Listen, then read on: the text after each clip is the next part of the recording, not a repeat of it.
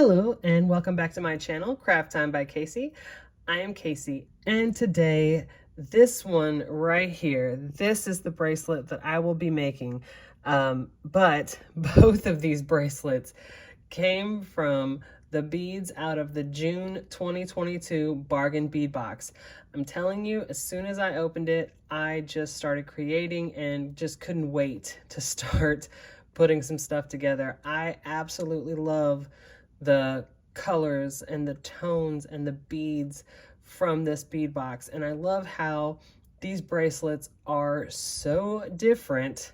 However, both just so nice. How this one is just bright and colorful and, just so much louder in color. And then this one is just so soft and kind of subtle with the tones of the beads. However, just both so nice. I absolutely love these bracelets, and I am super excited to show you guys how I made this one right here. And using the technique that I used to make this bracelet, you can absolutely make this one as well. Same style of bracelet, and as you can see, different beads, different colors gives you a very different look, but both of them are just so nice. So if you would like to see how this bracelet right here came about, then stay tuned.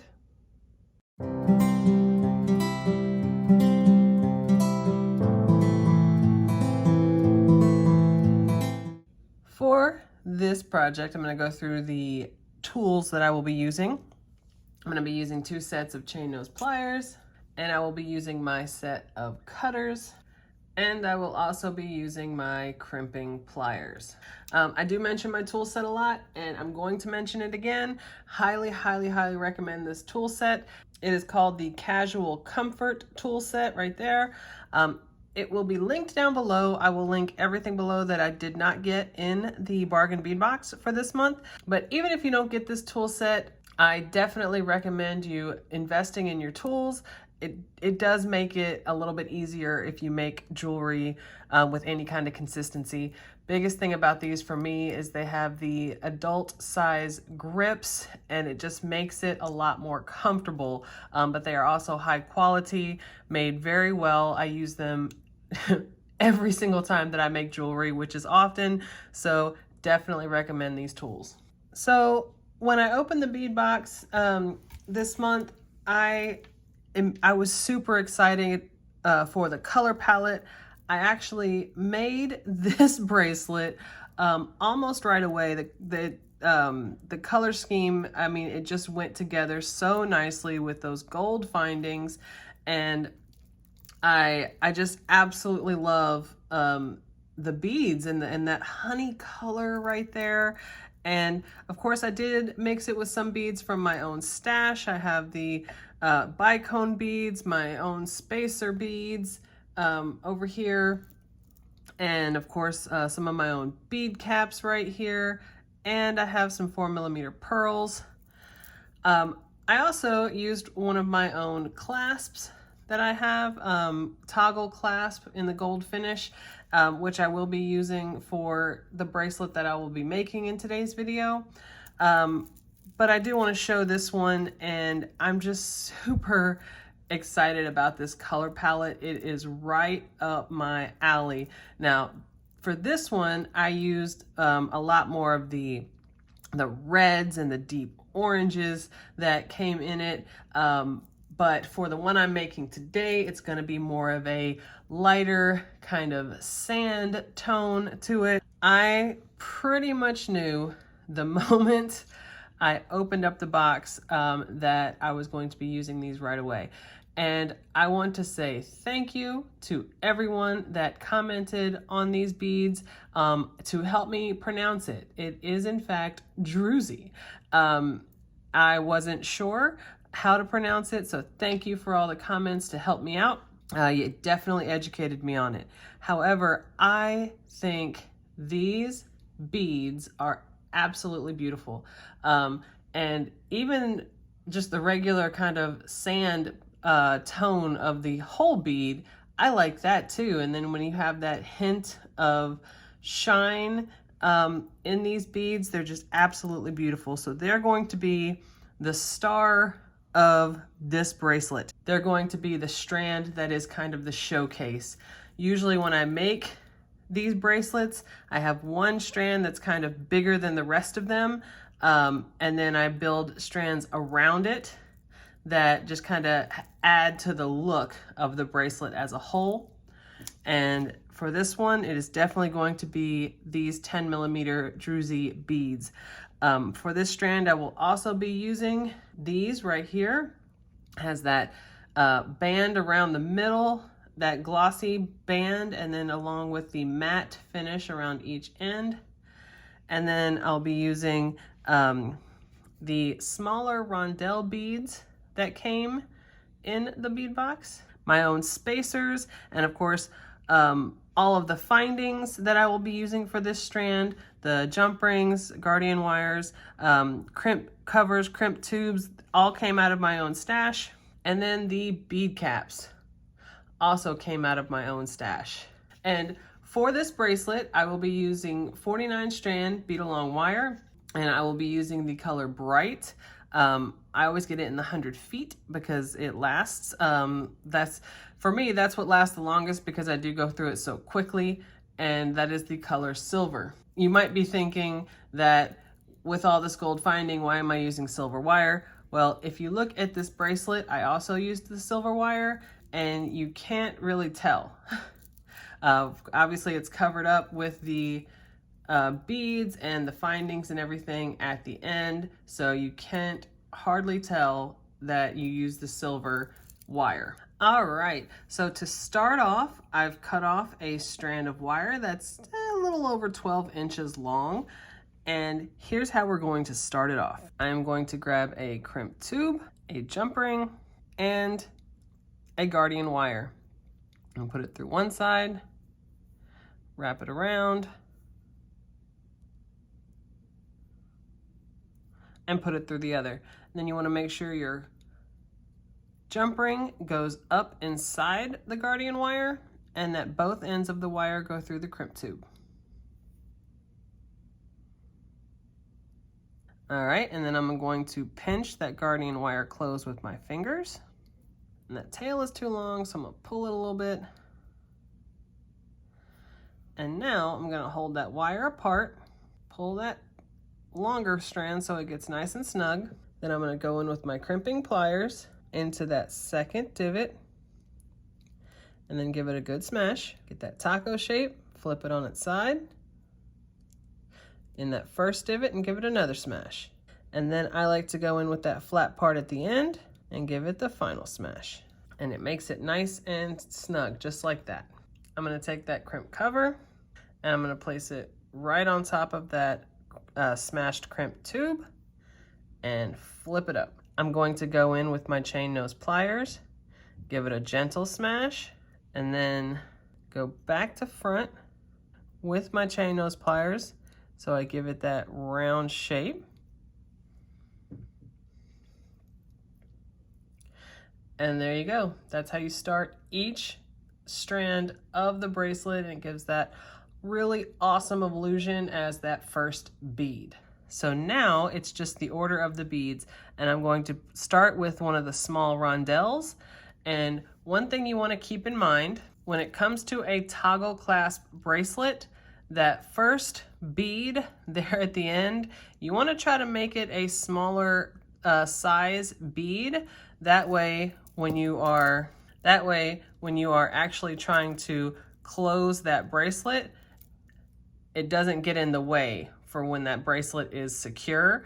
A lot of times if you have really big beads like this one right here, right there at the end, it's almost impossible to get that to get the bar part of the toggle clasp to go through it like that. So you want to try to start off each one with a smaller bead. So that's what I'm doing, starting off with that rondelle right here. Then I'm going to start off with one of these barrel shaped beads, just like that. Then a spacer, bead cap facing up, druzy bead, bead cap facing down, spacer. Then you want to go down to the other end and make sure that tail is tucked in to that first few beads.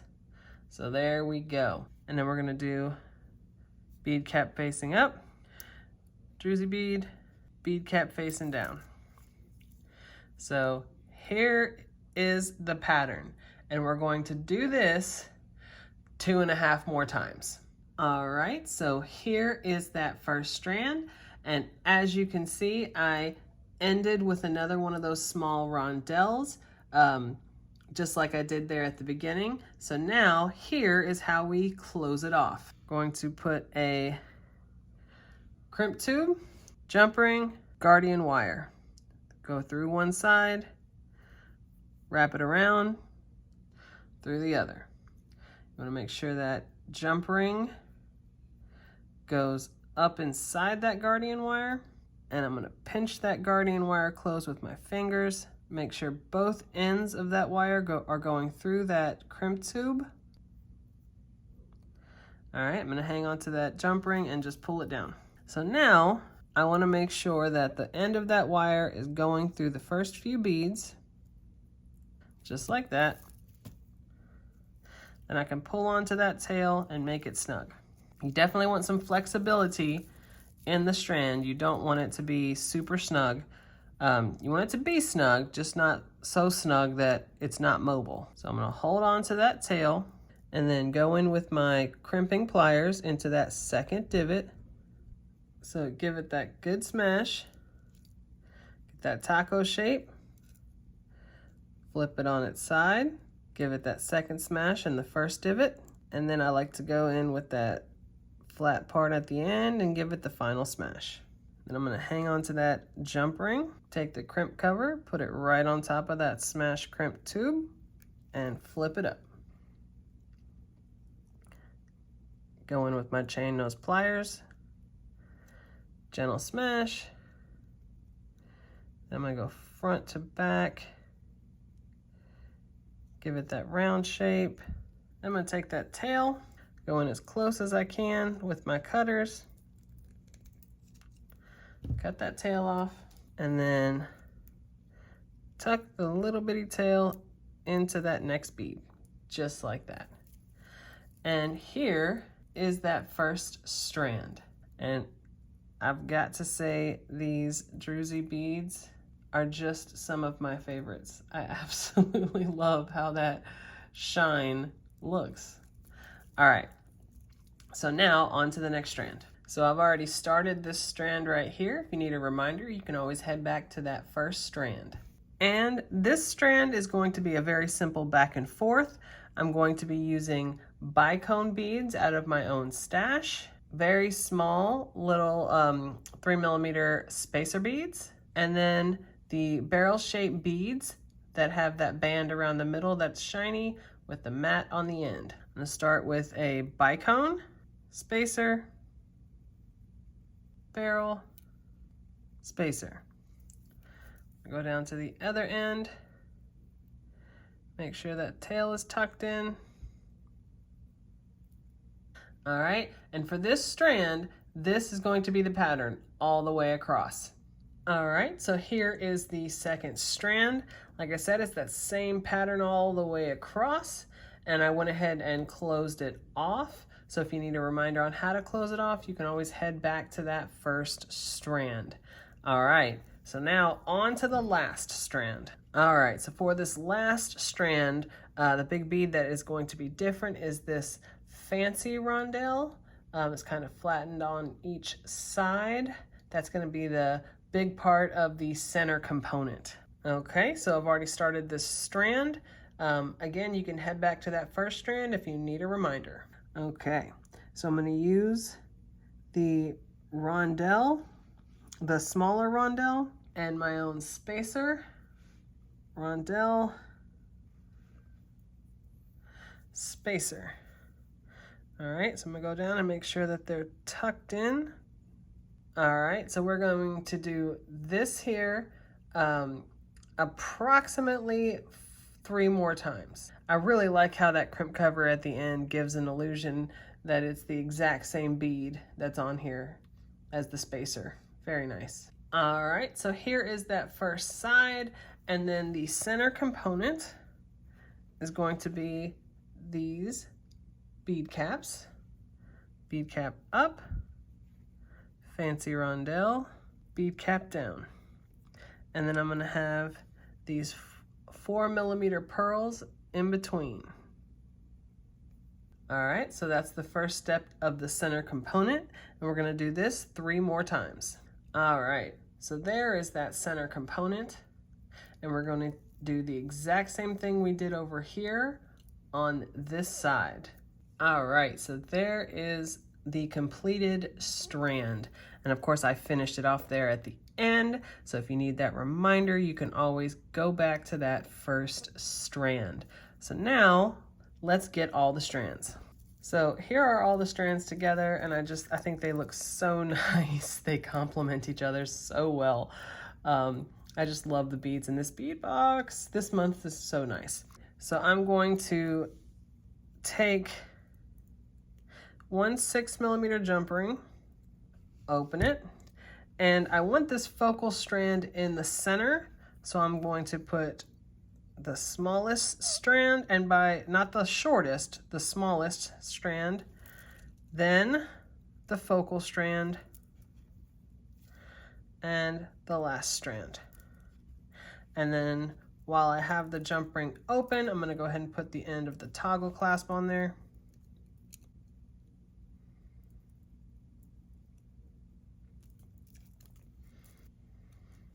And then I'm going to do the exact same thing on the other side.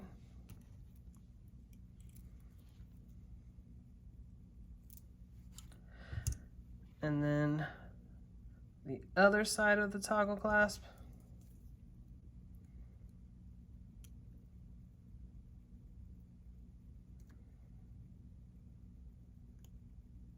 All right, so there it is. And toggle clasp on the back. I really like this. Very nice. All right, so I'm gonna set both of these up on my display and we can see them a little bit better. All right, so here are both of these bracelets that came out of this bead box, and I absolutely love just how different they are. However, they're both just so nice. I love the kind of lighter tones, and those druzzy beads are just phenomenal. But the lighter tones of this one, almost like a sand color, just a lighter tan color. And then out of this same box, you have these bright, vibrant tones, like a burnt orange, honey type tones, and both set off with those gold findings. I just absolutely think they are both stunning. I love the beads that came in this box, and I think both of these bracelets came out so nice. So I would love to hear what you guys think about these bracelets. So if you liked this video and you want to see other videos like this, then go ahead and hit that subscribe button down below, and please give me a like and leave a comment. I would love your honest opinions. You guys are so kind, and I just absolutely appreciate each and every one of you. And I gotta tell you, these bracelets were super fun to make. I absolutely love the color palette that came in this month's bead box. I am super excited, and I definitely look forward to seeing you in the next one. Bye.